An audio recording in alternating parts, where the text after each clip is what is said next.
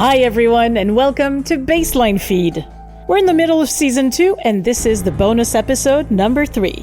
First of all, thank you for being so faithful and coming back to us every other week. In this unique episode today, a la H.G Wells, people become meat for another race of beings, but to what end? In a story by George Salis, we'll hear the voices of Erik Fones, Julia Wood, and Cassidy Morris. Please enjoy a futuristic, not-so-crazy story, Bait.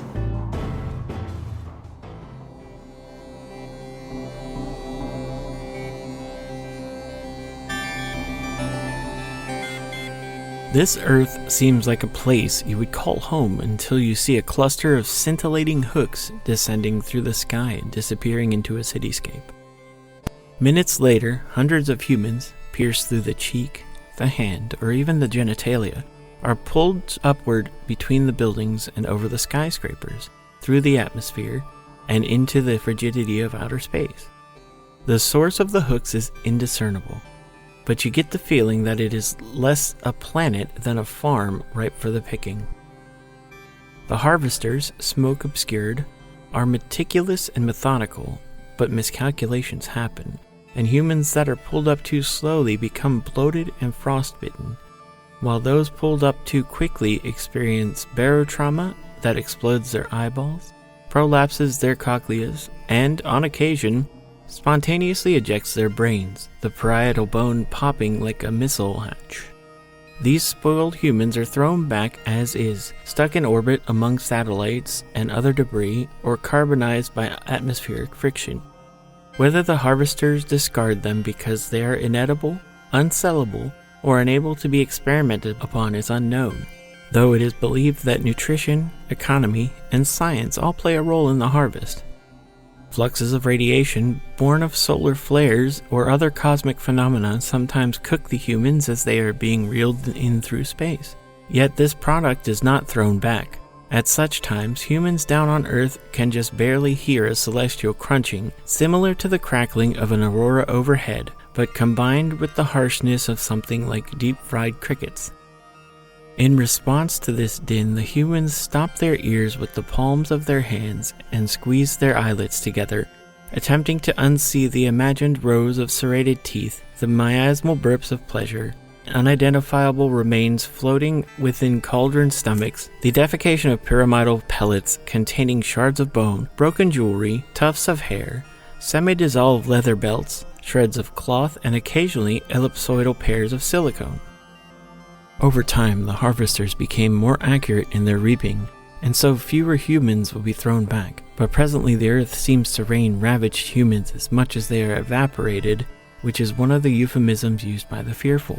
To address that issue, humans invent a global fleet of mobile nylon nets used to catch the discarded humans over land or sea. Thus it is discovered that some humans, although not frosted by space or sickened through decompression, are still deemed subpar by the harvesters. Likewise, children below the age of 12 are invariably released, probably in compliance with some intergalactic regulation. The latter are the most resilient, but many recycled humans, as they are dubbed, are caught dead, with their brains lobotomized or decorticated by the hooks, their bodies charred from the fall. Yet there is still an abundance of survivors whose stories became a source of terror, wonder, and inspiration. A 6-year-old boy is caught safely over the Atlantic, but found to have been skinned by the time he passed through the stratosphere, with a part of the adamantoid hook still jutting from his temple like an antenna. His corneas vaporized by ultraviolet radiation, he claims to have seen, up there, ancient astronauts in an inverted nimbus. He saw how their forms dissipate and coagulate at will, becoming tools, symbols, and what might have been their bodies, amorphous structures that echo the pillar of Greek antiquity. These beings are the cosmic parents of humans, the creators, and liberators. The journey of the hook tests our purity and weighs our sin, or the abacuses of their consciousness can only bear so much darkness. How can a child know these things? Some think that he is a kind of spy, yet another way to lure humans to hooks, while others develop a faith based on his messages, selling all their material belongings and cutting off every relationship before impaling themselves on the nearest hook, usually through the temple, in the way of the child mystic, the stabbing motion itself as innocent and alleviating as putting one's head on a pillow at night. When a middle-aged woman is caught in a net at the edge of the Sahara Desert, the velocity causes her epidermis to roll into itself like a sleeping bag, her head at the claustrophobic center. Members of the rescue team carefully unroll her and determine that she was filleted of every bone, but her skin was left intact, except for a hole in her cheek from which globules of saliva dribble. What alarms them is the fact that her left eye gazes out from her right ear canal, and her other eye is fixed on what appears to her as an ocean trench, later discovered in the sphincter. More than this, her heart fell to the heel of her left foot, her lungs expand and contract within her right thigh, her bowels are where her brain should be, and all the rest is equally jumbled for a lack of a skeletal system. They temporarily patch the cheek hole with gauze to allow her to speak. I heard them speaking, but not... I heard their actual thoughts, the layers and layers, the calculations, numbers. That's what we are to them. Numbers in the mind. And me, I was an outlier, an outcast. She only survives for a few seconds after her enigmatic comment, loose parts of her flipping and flopping from occasional wind until a simoom nearly blows her away. Caught by her kidney-bulging wrist, a man leads her whipping body through the sandy gusts and folds her neatly in an SUV's trunk. By being an organ donor, she is able to save other recycles. At her funeral, she is lowered into the earth inside a matchbox for a coffin. Because of her, the term spineless is now synonymous with bravery and resilience. These tales of survival feud a kind of arms race between the harvesters and the harvested. First, a brain trust is assembled by almost every government to determine what exactly attracts humans to the hooks. But this proves futile, for it is a mystery shrouded by amnesia and mythology. Some say you hear soothing music, with coveted items of the masses, like smartphones or sex toys, glistening on the tips of the hooks. Others believe you are pulled in by the sobbing voices of deceased loved ones, finding them spiked through the chest and begging to be saved. A few conjecture there is a sibilant snake coiled around each hook like a worm, entreating you as if you were Eve, offering apples of knowledge, figs of immortality, a feast of the sensorium and the soul.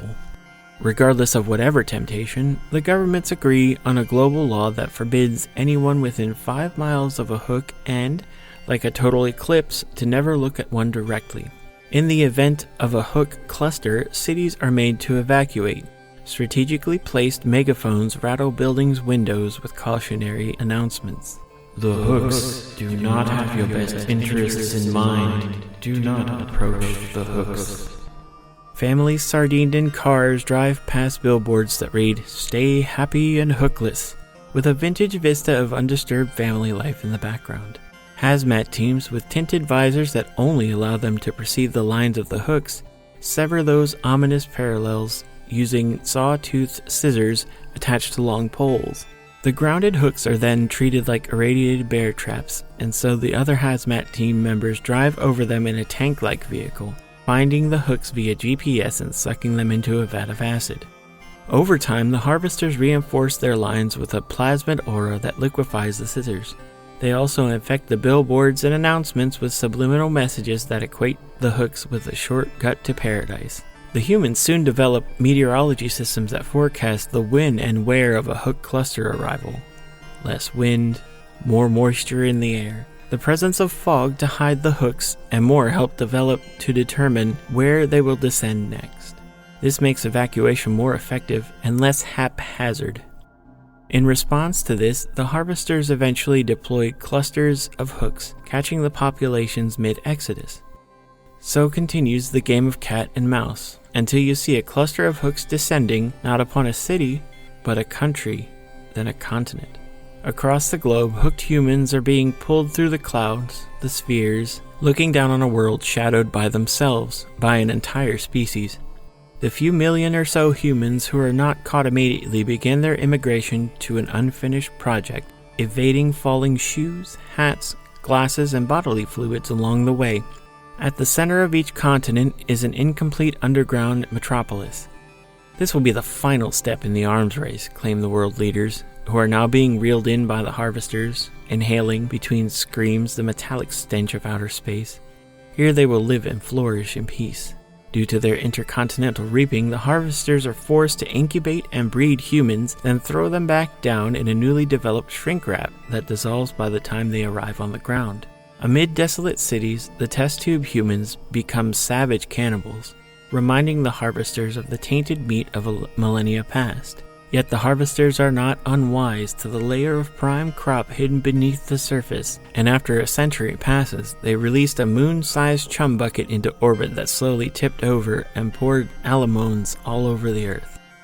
Golden spheres resembling dandelion seed heads swirled through the stratosphere and the troposphere, the beginning of a nuclear summer. The nostrils of humans twitched among the balm, the aroma, the perfume, the bouquet, the incense. They emerged from their subterranean safety to witness what appears to be a shattered sun-sparkling sky. Many stuck out their dry tongues to let stray flecks settle on their taste buds and melt into a sexual urgency. Others took deeper breaths and experienced a desperate depression. Some picked up handfuls of the accumulated alamones and ground them into their eyes, and then used their stained fingers to brush their gums, quivering with euphoric revelation. The final goal of these states to mind are the same. Every human skewers themselves on the nearest hook with divine gratification. Not long after, the harvesters net the entirety of the earth and begin to haul it away. The few thousand humans that survive the maelstrom of alamones are catapulted into the net by the interruption of the planet's rotation, then pressed back down to Earth's surface as the net tightens. Eventually, the lack of sunlight causes a worldwide ice age, which has the benefit of keeping the meat preserved. If the humans could open their frozen eyes, they would see other netted planets being pulled next to theirs like the trophy heads of colossi.